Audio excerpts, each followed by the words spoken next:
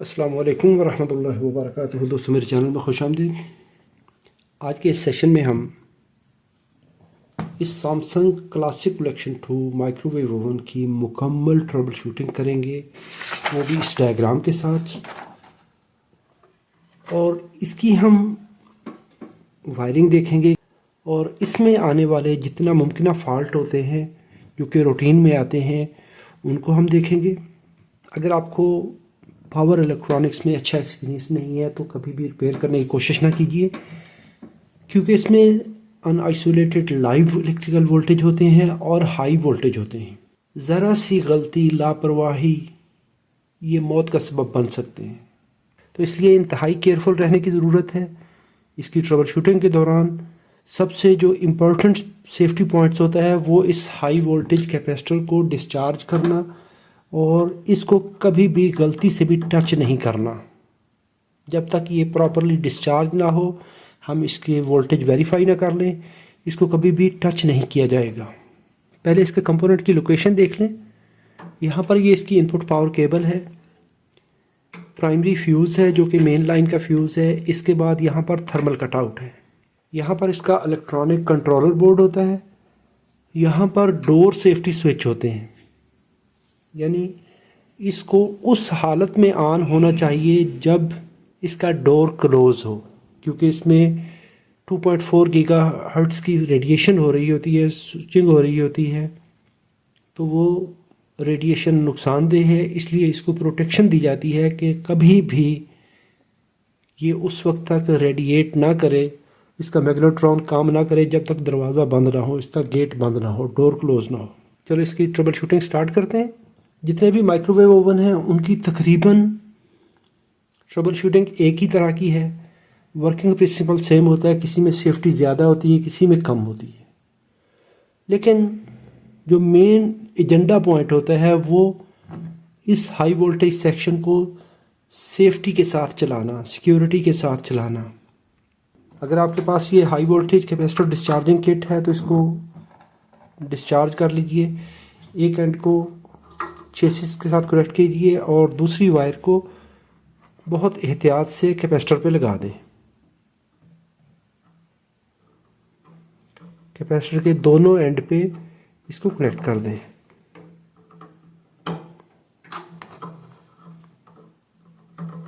Capacitor के दोनों terminals के दरमियान इसको लगा दें। फिर एक्स्ट्रा सेफ्टी के लिए लॉन्ग नोज प्लायर जिसकी अच्छी इंसुलेशन हो, जिसके हैंडल जो है वो बिल्कुल इंसुलेट हो, तो इसके दोनों जो एंड हैं इनको कैपेसिटर के दोनों टर्मिनल्स पे टच कर दें और इस दौरान हमारा हाथ मेटल को टच ना करे।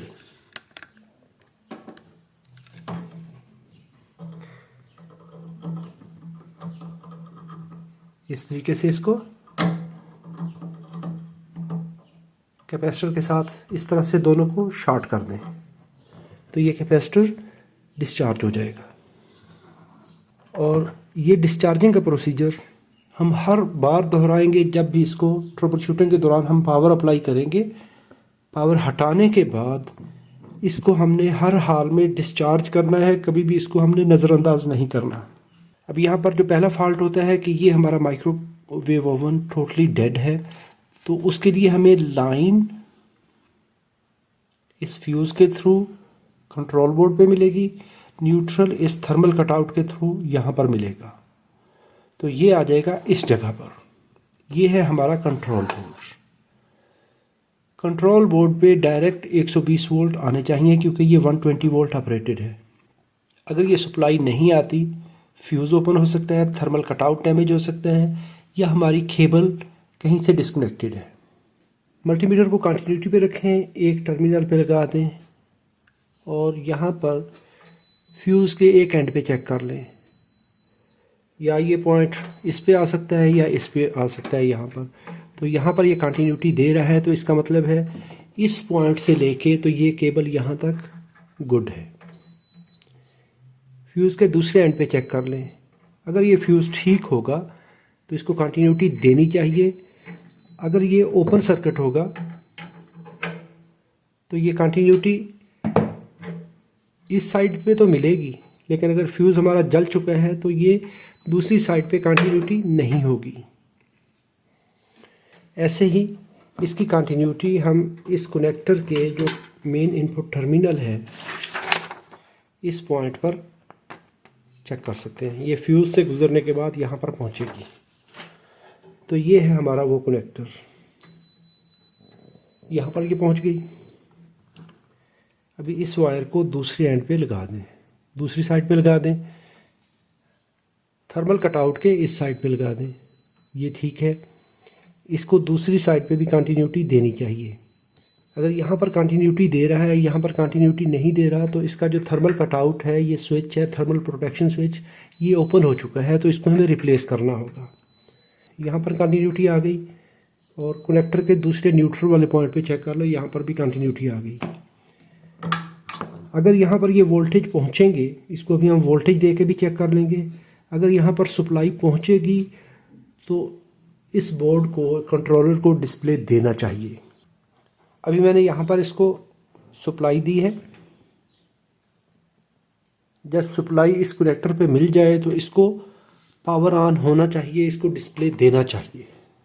अगर ये यहाँ पर सप्लाई ना पहुँचे तो उस वक्त हमारी इन चीज़ों को चेक करने की ज़रूरत है।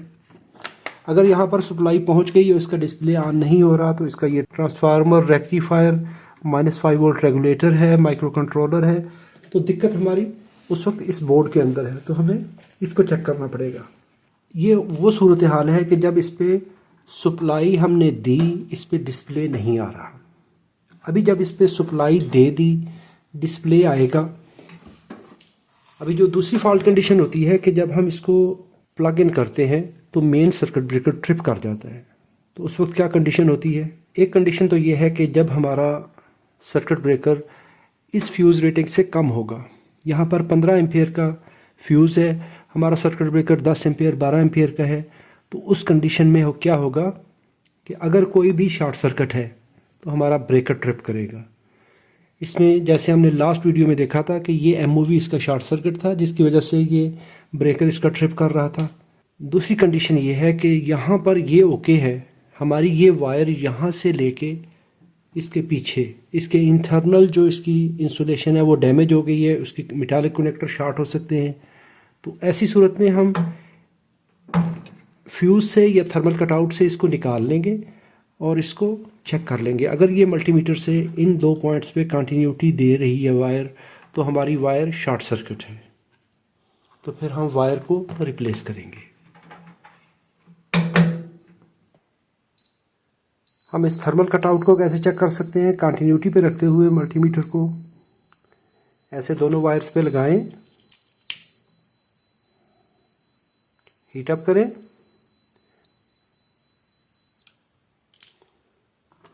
ये भी ओपन हो गया। जब तक इसका टेम्परेचर हाई रहेगा ये ओपन रहेगा। जब भी इसका टेम्परेचर हाई होगा तो ये ऑफ हो जाएगा, सर्किट को ओपन कर देगा। जैसे ही टेम्परेचर वापस आएगा तो ये सर्किट को दोबारा एक्टिव करवा देगा। ये है ओवर टेम्परेचर से बचाने के लिए, क्योंकि ये मैग्नेट्रॉन के साथ लगा हुआ है। कभी भी किसी सूरत भी अगर टेम्परेचर बढ़ेगा तो ये उसको ओपन कर देगा।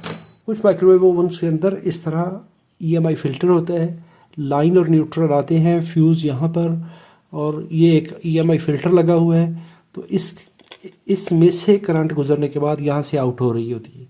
बाज़ औक़ात ये इसका इंडक्टर ओपन हो जाता है। तो ऐसी सूरत में हम इसकी कंटिन्यूटी देख सकते हैं, यहाँ से लेके यहाँ तक, यहाँ से यहाँ तक। और बाज़ कंडीशन में ये class X capacitor short circuit हो जाता है। तो ऐसी सूरत में अगर शॉर्ट सर्किट हो, फ्यूज़ बार बार ट्रिप कर रहा है, तो हमें इसको चेक करना पड़ेगा। अभी यहाँ पर जब हमने सप्लाई पहुँचा दी तो यहाँ पर एक डोर स्विच है। जब इसका डोर ओपन होगा उस वक्त इस पॉइंट पे हमें कंटिन्यूटी मिलेगी। यहाँ पर इसका एक सेफ्टी स्विच है, इंटरलॉक स्विच है, वो यहाँ पर कंटिन्यूटी देगा। जैसे ही हम डोर को क्लोज़ करते हैं तो इसको ओपन हो जाना चाहिए। जैसे ही डोर खुलेगा तो ये कंटिन्यूटी आ जाएगी। जैसे ही कंटिन्यूटी आएगी यहाँ पर उस वक्त ये स्विच दो काम करेगा। एक तो इस रिले को ऑन करवाएगा, ये हमारी मेन रिले है। इस सैमसंग के इस बोर्ड के अंदर यहाँ पे डबल सेफ्टी है, डबल रिले है, एक मेन रिले और एक पावर रिले। पावर रिले हमारे हाई वोल्ट सेक्शन को ऑन करवाती है, उसको सप्लाई देती है, लेकिन ये रिले ऑन होकर सप्लाई को यहाँ पर पहुँचा देगी। और इस स्विच ने जब क्लोज़ होना है, जब कंटिन्यूटी देनी है, इसका मतलब है डोर खुला हुआ है, तो ये कभी भी इस रिले को ऑन नहीं होने देगा, क्यों कमांड जा चुकी है माइक्रो कंट्रोलर को। तो इस वक्त ये सप्लाई यहाँ पर पहुँच गई है, इससे आगे यहाँ पर नहीं जा सकती, क्योंकि ये हमारा जो प्राइमरी इंटरलॉक स्विच है ये ओपन हो जाएगा। अगर किसी वजह से इसमें प्रॉब्लम आता है, ये सप्लाई डायरेक्ट आगे जाने की कोशिश करती है, तो उस वक्त हमारा ये इंटरलॉक मॉनिटर स्विच है, ये यहाँ पर जंपर हो जाता है। ये ओपन हुआ, इसको क्लोज हो जाना चाहिए, ये हमारी डोर ओपन कंडीशन में है, तो उस वक्त ये डायरेक्टली यहाँ से शॉर्ट सर्किट बता देता है। सेकेंडरी इंटरलॉक और प्राइमरी इंटरलॉक स्विच दोनों ओपन होते हैं। अगर ये स्विच मिस अलाइन हो, डोर ओपन है लेकिन ये स्विच शिफ्ट ना करें, तो उस वक्त हमारी सप्लाई को ये रास्ता ऐसे मिल जाता है।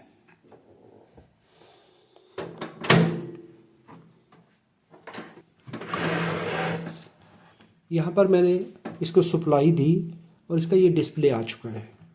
जैसे ही मैं इसको खोलूँगा तो इसका लैंप ऑन हो जाना चाहिए। तो जैसे हमने कहा कि ये स्विच ये फ़ौरन से क्या करेगा, कंट्रोलर को बता देगा कि जी डोर ओपन हो चुका है, रिले को ऑन करो। ये रिले ऑन हुई, इसके ऑन होने से सप्लाई लैंप को चलेगी। अगर लैंप ऑन नहीं होता, हम लैंप को चेक कर सकते हैं। लैंप के दोनों पॉइंट्स पे हम सप्लाई देख सकते हैं कि सप्लाई पहुंच रही है या नहीं पहुंच रही। Set multimeter to AC voltage. जब ये डोर क्लोज होगा उस वक्त हमारी मेन रिले ऑफ हो जाएगी और ये सप्लाई यहाँ पे नहीं मिलेगी। जैसे ही हम इसको ओपन करते हैं तो ये सप्लाई आ जाती है। अगर ये सप्लाई आ रही है, लैंप ऑन नहीं हो रहा, तो हम लैंप को रिप्लेस कर लेंगे।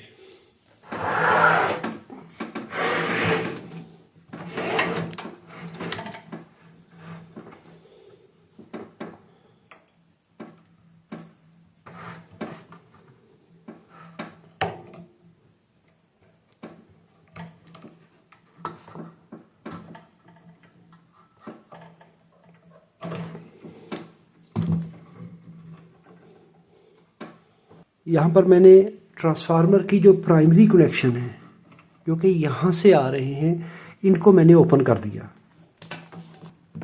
और इस पे हम वोल्टेज चेक कर लेंगे। इन दो पॉइंट्स पर एसी वोल्टेज। अभी मैं यहाँ पर मल्टीमीटर कनेक्ट करते हुए जो ट्रांसफार्मर को दोनों वायर्स आ रही हैं, इस पे हम एसी वोल्टेज चेक कर लेंगे। अभी ये रिले हमारी ऑफ है क्योंकि हमारा डोर क्लोज्ड है। ये रिले ऑफ है, ये रिले ऑफ है। अभी सप्लाई हमारी यहाँ से चलेगी, इस पॉइंट पे आएगी जब हम कुकिंग प्रोफाइल ऑन करेंगे। ये देखें, जो हाई वोल्टेज ट्रांसफार्मर है इसके लिए सप्लाई पहुँच रही है। अगर मैं यहाँ पर डोर ओपन कर दूँगा, अभी जैसे ही मैंने डोर ओपन किया, हमारे माइक्रो कंट्रोलर ने इस रिले की ड्राइव ऑफ कर दी और फिर इस रिले को ऑन किया ताकि हमारा जो माइक्रोवेव ओवन का लैंप है वो ऑन हो जाए। लेकिन जो कुकिंग के लिए वोल्टेज जा रहे थे, मैग्नेट्रॉन के लिए हाई वोल्टेज के लिए जा रहे थे, वो उसने कट कर दिए। अभी ये दोबारा जैसे मैंने डोर क्लोज़ किया और फिर मुझे कुकिंग प्रोफाइल लगानी पड़ेगी, फिर हमारे पास ये सप्लाई आनी चाहिए। अभी ये सप्लाई 3 जगह पे जाती है। एक तो यहाँ पर, एक हमारी इस फैन मोटर पर, ये वाली फैन मोटर पर, लैंप पर, और जो टर्न टेबल मोटर है ये वाली, जो लैंप के लिए है वो तो सप्लाई डायरेक्टली लैंप ऑन हो जाएगा।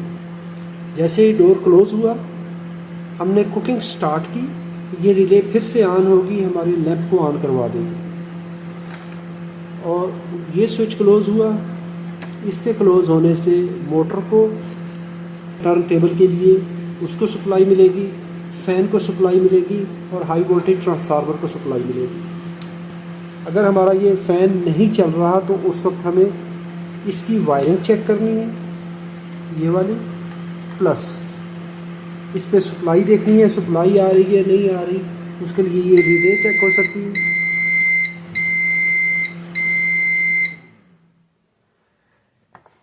जैसे ही 1 मिनट पूरा हुआ, इसने खुद कार तरीके से इस रिले को ऑफ़ किया, इस रिले को ऑफ़ किया, हमारा लैंप भी ऑफ़ हो गया और सप्लाई भी कट हो गई ट्रांसफार्मर के लिए, ये वाली।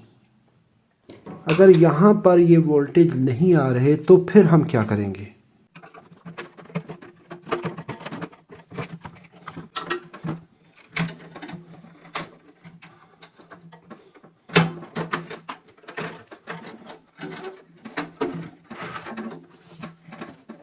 यहाँ पर देखेंगे तो हमारे पास ये 2 रिलेज़ हैं। ये है हमारी बड़े वाली रिले, प्राइमरी रिले, और ये है पावर रिले।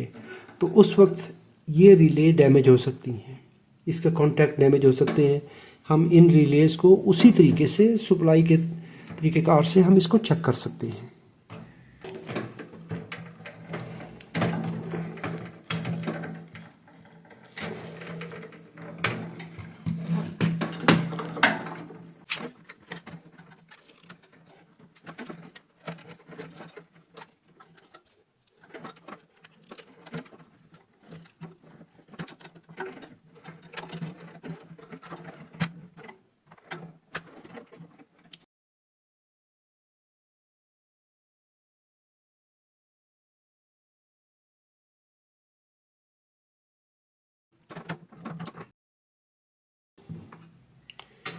अभी जो सबसे अहम तरीन यहाँ पे चीज़ होती है वो यहाँ पर ये डोर स्विच होते हैं, सेफ्टी स्विचेस होते हैं।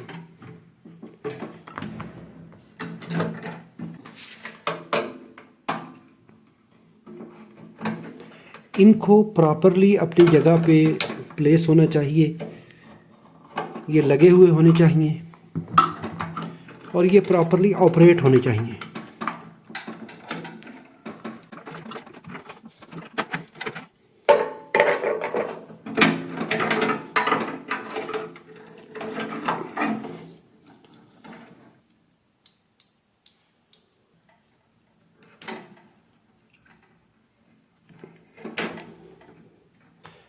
अभी जैसे ही ये डोर, इसकी हिंज ये वाली, ये अंदर आएगी और आके इसको प्रेस करेगी तो इसका ये स्विच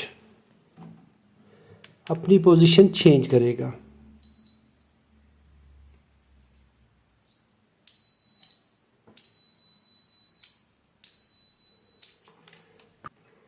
अभी अगर कोई भी रीज़न ऐसी आती है कि ये प्रॉपरली उसको ऑपरेट नहीं कर पाता, जब डोर क्लोज़ करते हैं तो ये क्लोज़ नहीं हो रहा, तो हमें इसके हिंज की पोजीशन, इसकी इस लैच की पोजीशन और स्विच, इसको वेरीफाई करना पड़ेगा।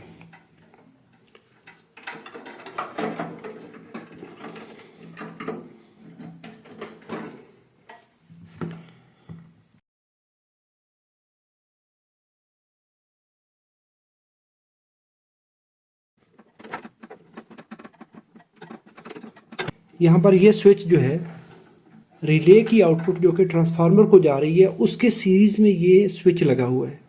तो ये इस तरह से इसको कंटिन्यूटी देनी चाहिए। अगर ये कंटिन्यूटी नहीं देता, इस तरह से जब डोर क्लोज करेंगे तो उस वक्त हमें ये स्विच चेक करने की ज़रूरत है, ये वाला। इसी तरह हम इन स्विचेस को भी चेक कर सकते हैं।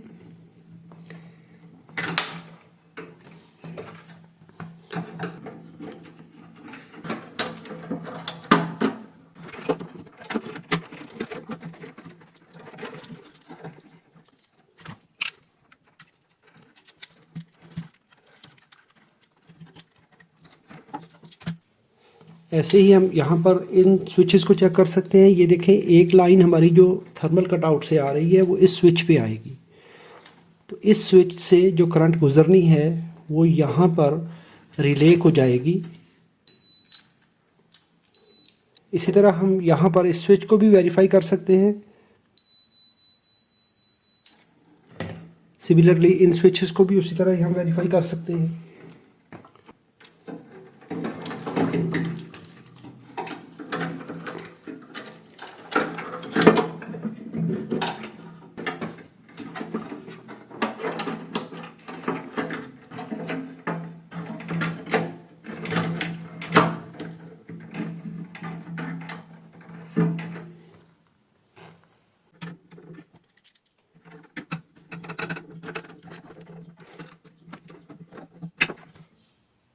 अभी यहाँ पर हम हाई वोल्टेज ट्रांसफार्मर सेक्शन और हाई वोल्टेज कैपेसिटर इनको चेक करेंगे।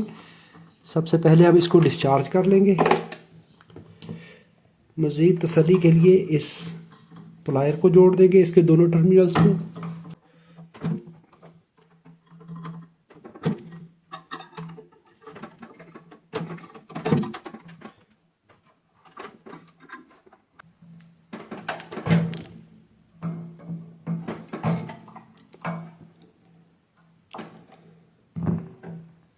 अभी मल्टीमीटर को रेजिस्टेंस पे सेट कर लें और एक वायर को हम चेसिस पे लगाएंगे और इनपुट टर्मिनल पे लगाएंगे। ओपन ओपन दोनों इनपुट टर्मिनल पे लगाएंगे तो इसकी थोड़ी सी रेजिस्टेंस आएगी। ये 110 का ट्रांसफार्मर है तो यहाँ पर इसकी 0.4, 0.5, 1 ओहम इस तरह रेजिस्टेंस आएगी। इसको चेसिस के साथ ओपन होना चाहिए। अभी इसको ये जो एक आउटपुट टर्मिनल है इस पे लगा लें, चेसिस पे इसको ओपन होना चाहिए।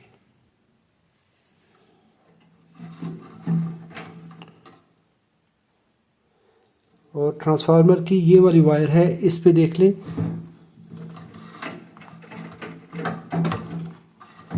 तो इस पे इसकी बहुत थोड़ी सी रेजिस्टेंस होती है 0 ओम के करीब, क्योंकि ये 3.3 वोल्ट वाला सेक्शन 3.2 वोल्ट वाला सेक्शन है। हाई वोल्टेज सेक्शन बॉडी और एक आउटपुट टर्मिनल पे ये वाला टर्मिनल जो है ये बड़े वाली लीड ये वाली, तो इस पे तकरीबन 115-116 ओम रेजिस्टेंस इस ट्रांसफार्मर में आ रही है। इसको बॉडी के दरमियान देना चाहिए, बाकी किसी भी वायर को बॉडी के दरमियान रेजिस्टेंस नहीं देनी चाहिए। अगर कोई भी दूसरी वायर बॉडी के साथ रेजिस्टेंस देती है तो वो ठीक नहीं होगा। ये यहाँ पर ओपन होना चाहिए, लेकिन इसको इस वायर के साथ लो रेजिस्टेंस देनी चाहिए। अभी यहाँ पर हम इस कैपेसिटर को दोबारा फिर से डिस्चार्ज करेंगे और कैपेसिटेंस पे मल्टीमीटर को रखते हुए इसके दोनों टर्मिनल्स पे लगा देंगे। ये है 763 नैनोफेरेड 1 माइक्रो का कैपेसिटर है, इसको 763 दे रहा है, ये वीक है। इस डायोड को अगर हम टेस्ट करना चाहें तो हम इसको डायोड मोड में टेस्ट नहीं कर सकते।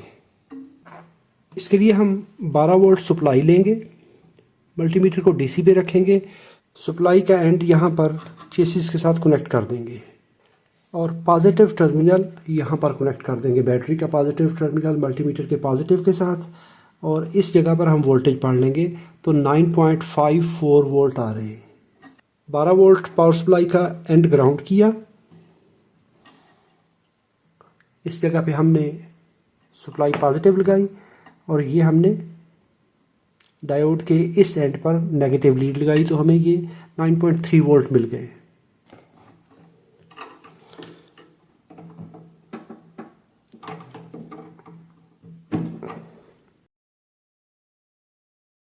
अभी हम इसको दोबारा पैकअप करते हैं। यहाँ पर ऊपर वाले टर्मिनल के साथ हमने इसको डायोड को लगा दिया और साथ ही ये हाई वोल्टेज वायर लगा दी, और जो ट्रांसफार्मर से वायर आ रही है वो हम इसके लोअर एंड पे लगाएंगे।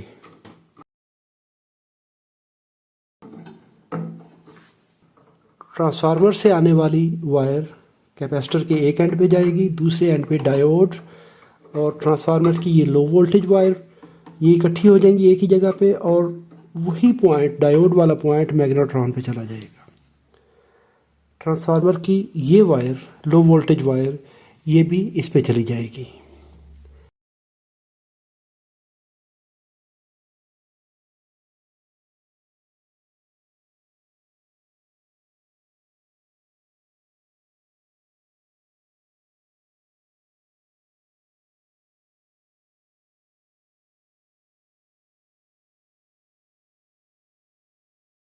डोर स्विच को ऊपर लगा देंगे और ये वायर हमारी यहाँ पर लग जाएगी।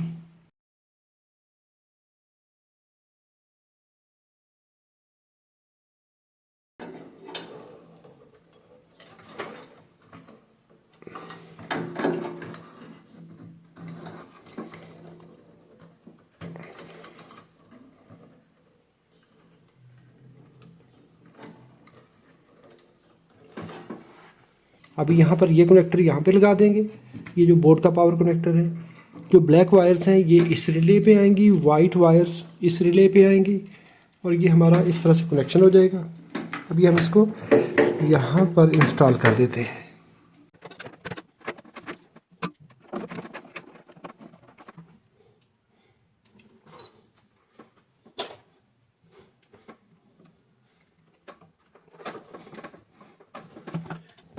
अभी सबसे बेहतर ये है कि इस हाई वोल्टेज सेक्शन को ऑन करने से पहले हम इसके जो वोल्टेज हैं उसको फंक्शन को वेरीफाई कर लें कि कंट्रोलर सही काम कर रहा है कि नहीं कर रहा।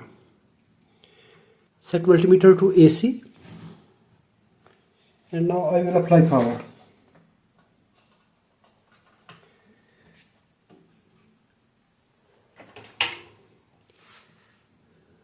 जब डोर इसका खुला हुआ है, हमने इसको पावर दी है, तो उस वक्त लैंप को ऑन होना चाहिए और हाई वोल्टेज ट्रांसफार्मर पे सप्लाई नहीं आनी चाहिए। जब इसको क्लोज करेंगे तो लैंप को ऑफ होना चाहिए। Now I will set cooking profile. The voltage are reaching here. जब मैंने कुकिंग प्रोफाइल सेलेक्ट की तो उस वक्त इस पॉइंट पे वोल्टेज आ गए। इसका मतलब है कि हमारा ये स्विच थर्मल कटआउट, ये स्विच, ये रिले, फ्यूज़, ये सेक्शन, ये ओके है। लैंप को ऑन होना चाहिए, मोटर को चलना चाहिए और टर्न टेबल जो नीचे वाला इसका सिंक्रोनस मोटर है उसको भी ऑन होना चाहिए। अभी मैं दोबारा इसको स्टार्ट करता हूँ। फैन स्टार्ट हो गया, लैंप चल रहा है, टर्न टेबल घूम रहा है, लेकिन अभी हमारा हाई वोल्टेज सेक्शन ऑन नहीं हुआ क्योंकि इसमें हम साउंड नहीं है। अभी सिर्फ फ़ैन की और टर्न टेबल की आवाज़ है। तो जो एक रेडिएशन की स्विचिंग की जो आवाज़ होती है वो नहीं है। इसका मतलब है अभी स्विचिंग नहीं हो रही क्योंकि हमने ट्रांसफार्मर ओपन किया हुआ है। अभी मैं इन तारों को हाई वोल्टेज ट्रांसफार्मर पे लगा देता हूँ।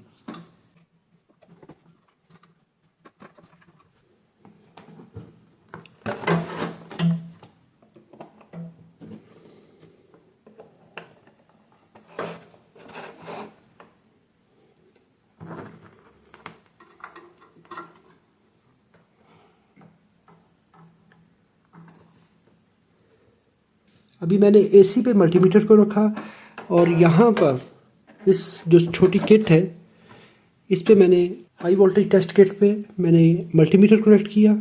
एक एंड को मैंने चेसिस पे लगा दिया, इस वायर को मैंने यहाँ पर लगाया। तो अभी मैं 1 मिनट कुकिंग प्रोफाइल ऑन करता हूँ। यहाँ पर 2.051 वोल्ट यानी 2050 वोल्ट्स AC यहाँ से आ रहे हैं। अभी जहाँ पर डायोड कनेक्ट है हम उस पॉइंट पे मल्टीमीटर लगा देंगे। अभी मैंने मल्टीमीटर को DC पे सेट किया और हाई वोल्टेज कैपेसिटर के जो आउटपुट टर्मिनल है जो कि मैग्नेट्रॉन पे जा रहा है वहाँ पे लगा के चेक करते हैं और वोल्टेज देखते हैं। 2.87 यहाँ पर देखें तो ये 3000 वोल्ट से वापसी 1600 वोल्ट पे आ गया। तो इस वक्त मैग्नेट्रॉन अंडरलोड है, काम कर रहा है। अभी इस ओवन में आने वाले कुछ मुमकिन फॉल्ट जो हैं उसको देख लेते हैं। पहली कंडीशन होती है कि ये बिल्कुल पावर ऑन नहीं हो रहा। इसमें पावर केबल उसी तरीके से हम इसकी कंटिन्यूटी ले सकते हैं, चेक कर सकते हैं। फ्यूज़ चेक करेंगे, थर्मल कटआउट अगर ये डैमेज है तो इसको रिप्लेस कर सकते हैं। इसके बाद यहाँ पर सप्लाई चेक करेंगे। इस पॉइंट पर अगर सप्लाई पहुँच रही है तो फिर हमारा ये ट्रांसफार्मर डैमेज हो सकता है। ऐसे ही बोर्ड की सप्लाई चेक कर सकते हैं। फिर बोर्ड के अंदर प्रॉब्लम हो सकता है या हमारा ये जो स्विच है, ये वाला सेंस स्विच जो है डोर लॉक, ये क्लोज़ नहीं हो रहा। अगर ये क्लोज़ नहीं हो रहा तो उस वक्त ये इस रिले को ऑन नहीं होने देता। इस बोर्ड के अंदर ये एक एक्स्ट्रा रिले है। तो जो नॉर्मल माइक्रोवेव ओवन के अंदर होती हैं तो वहाँ पे ये रिले होती है, ये मैग्नेट्रॉन के लिए होती है। वहाँ पे प्राइमरी पावर रिले नहीं होती, जस्ट ओनली 220 यहाँ पे दिए जाते हैं। और ये रिले होती है फ़ैन के लिए और टर्न टेबल के लिए और लैंप के लिए। तो हमारे इस सेट में यहाँ पर एक एक्स्ट्रा रिले है जो कि ऑन होती है, मेन पावर रिले है। इसके बाद लैंप ऑन होगा, अगर डोर ओपन होगा तो ये लैंप ऑन करेंगे। इसके बाद अगर ये सप्लाई यहाँ पे पहुँच रही है, इसका डिस्प्ले ऑन होना चाहिए। अगर नहीं हो रहा तो इसका मतलब है इस बोर्ड के अंदर कोई दिक्कत है। यहाँ पे सप्लाई चेक कर लें, सप्लाई चेक करेंगे तो इसका डिस्प्ले आना चाहिए। इसके बाद अगर ये डिस्प्ले आ जाता है, इसके बाद इसके कीपैड को चलना चाहिए। अगर कीपैड कोई की एक्सेप्ट नहीं कर रहा तो उस वक्त हम इसके -5 वोल्ट चेक करेंगे इस बोर्ड पे। इस बोर्ड की मैं अलहदा से डिटेल में वीडियो बना लूँगा। फिर यहाँ पर मेम्ब्रेन कीपैड, इसका जो पेपर है उसको हम रिप्लेस करेंगे। ज़्यादातर प्रॉब्लम मेम्ब्रेन कीपैड का कि उसके दोनों जो आउटर इनर पैड हैं वो शॉर्ट हो जाते हैं या उसमें क्रैक आ जाते हैं, तो उस वक्त ये की को एक्सेप्ट नहीं करेगा, ये प्रॉब्लम हो सकता है। इसके बाद हम यहाँ पर कुकिंग प्रोफाइल सेलेक्ट करते हैं, टाइमर देते हैं, काउंटडाउन टाइमर स्टार्ट हो जाता है, लेकिन कुकिंग स्टार्ट नहीं होती, हीट पैदा नहीं होती। ऐसी सूरत में हमारे ये माइक्रो स्विच ये ऑफलाइन हो सकते हैं, यानी ऑफ एडजस्टमेंट हो सकते हैं। इनको दोबारा इनकी एडजस्टमेंट चेक करेंगे बिल्कुल उसी तरीके से जैसे मैंने आपको चेक करके बताया। तो इनकी हम कंटिन्यूटी ले सकते हैं, बिल्कुल वही सिंपल तरीका है। यहाँ पर हम मल्टीमीटर कनेक्ट करेंगे, ये दो कनेक्टर उतार के मल्टीमीटर कनेक्ट करें। अगर ये सारी चीज़ें क्लियर होंगी, ये स्विच क्लियर होगा, ये स्विच क्लियर, ये रिले ऑन होगी। जब हम टाइमर स्टार्ट करेंगे इस रिले को ऑन होना चाहिए। अगर ये रिले ख़राब हो चुकी है तो ये भी वोल्टेज पास नहीं होने देगी। अगर इसमें से कोई भी स्विच मिस एडजस्ट होगा तो उसको आप एडजस्ट कर सकते हैं। अगर उसमें स्विच ख़राब है तो आप रिप्लेस कर सकते हैं। ज़्यादातर इसमें ख़राबी का मसला होता है कि स्विच डैमेज हो जाते हैं, क्योंकि ये लगातार ऑपरेट हो रहे होते हैं डोर के खुलने के साथ, बंद होने के साथ। तो इसमें कहीं पे भी अगर कार्बन आ गई है, जंग आ गया है, तो वो स्विच वहाँ पे फंक्शन नहीं करेगा। ऐसे ही अगर यहाँ पर वोल्टेज आ रहे हैं उसके बाद कुकिंग नहीं होती, उसमें ये होता है कि फ़ैन हमारा चलता है, लैंप ऑन होता है, टर्न टेबल होता है, टर्न टेबल घूमता है, उसकी प्लेट घूमती है, लेकिन हीट नहीं पैदा होती। उसमें हमारे इस ट्रांसफार्मर में दिक्कत हो सकती है कि इसकी प्राइमरी ओपन हो सकती है, सेकेंडरीज दोनों जो हैं 3.1 वोल्ट वाली सेकेंडरी ओपन हो सकती है इस पॉइंट पे, और इस छोटी वायर पे चेक करेंगे। ऐसे ही इस बड़ी वायर पे और चेसिस के दरमियान चेक करेंगे तो 115/16 ओम रेजिस्टेंस आनी चाहिए। बाकी किसी वाइंडिंग को यहाँ पर रेजिस्टेंस नहीं देनी चाहिए इसके साथ। ऐसे ही हमारा ये डायोड डैमेज हो सकता है, शॉर्ट सर्किट हो सकता है, ओपन हो सकता है। ये कैपेसिटर ये डैमेज हो सकता है, इसके डैमेज होने की वजह से भी ये प्रॉब्लम आती है। मैग्नेट्रॉन हमारा डैमेज हो गया तो भी कुकिंग नहीं होगी, हीट पैदा नहीं होगी। तो उसके लिए जो तरीकाकार है कि यहाँ पर हम रेजिस्टेंस चेक करेंगे, बॉडी के साथ चेक करेंगे, तो ये हम चेक कर सकते हैं। फिर ऐसा होता है कि लैंप ऑन नहीं होता, तो ये जो 2 वायर्स जा रही हैं ऊपर लैंप के लिए, उसको चेक कर लेंगे। इस ब्रांड में लैंप दूसरी साइड पे लगा हुआ है, नॉर्मली लैंप जो है वो इसी जगह पे इसके साथ ही लगा हुआ होता है यहाँ पर, तो उसको लैंप को चेक कर लेंगे। अगर लैंप ओपन है तो उसको देख लेंगे। अगर ये मोटर नहीं चल रही तो इसकी वाइंडिंग चेक कर लेंगे, तो इस मोटर को चेक कर लेंगे अगर इसमें दिक्कत है। इसी तरह अगर टर्न टेबल प्रॉपरली मूव नहीं कर रहा, प्लेट झटके ले लेके मूव करती है, जो टर्न टेबल मोटर है हम उसको रिप्लेस कर सकते हैं। तो ऐसे ही स्पार्किंग होती है, यहाँ पर बहुत ज़्यादा स्पार्किंग की आवाज़ आती है इसके अंदर। तो यहाँ पर ये हाई वोल्टेज ट्रांसफार्मर जो है अमूमन इसकी वाइंडिंग में स्पार्किंग होना शुरू हो जाती है। वाइंडिंग के अंदर शॉर्ट सर्किट हो जाता है तो फिर भी ये स्पार्किंग करता है। ऐसे ही अगर इसका सिरामिक पेपर जो कि मैग्नेट्रॉन के एंटेने के बिल्कुल सामने बॉडी और इसके दरमियान में लगा होता है सिरामिक पेपर, उसमें अगर सुराख हो जाए तो भी ये स्पार्किंग करता है, फिर शोला आता है तो आवाज़ आती है। तो ऐसी सूरत में हम वो पेपर नया इंस्टॉल कर सकते हैं। फिर एक फ़ॉल्ट आता है कि ओवन चलते चलते स्टॉप करता है, यानी आपने टाइमर लगाया, कुकिंग स्टार्ट हुई, थोड़ी देर बाद ये बंद हो गया। उसके बंद होने की वजह ये होती है कि ये फ़ैन या तो ये कोई इसमें रुकावट है, मुकम्मल ये घूम नहीं रहा, और ऐसे ही जो हीट सिंक है उसकी डक्ट में कोई चीज़ आ गई है, वो प्रॉपरली हवा को पास नहीं होने दे रही। यहाँ पे जो जाली लगी होती है इसके इस डक्ट के सामने, वो जाली प्रॉपरली हवा को पास नहीं होने दे रही, जाली चौक हो गई है, आप उसको साफ़ कर सकते हैं। उम्मीद करता हूँ वीडियो आपको अच्छी लगी होगी, मालूमाती होगी। अगर मालूमाती है तो इसको लाइक कीजिए, अगर कोई सवाल हो तो कमेंट में लिखिए। अपना और अपने प्यारों का बहुत सारा ख्याल रखिए। अल्लाह रब्बुल इज़्ज़त आप सबको सलामत रखे, अपनी हिफाजत में रखे। अस्सलामु अलैकुम व रहमतुल्लाहि व बरकातहू।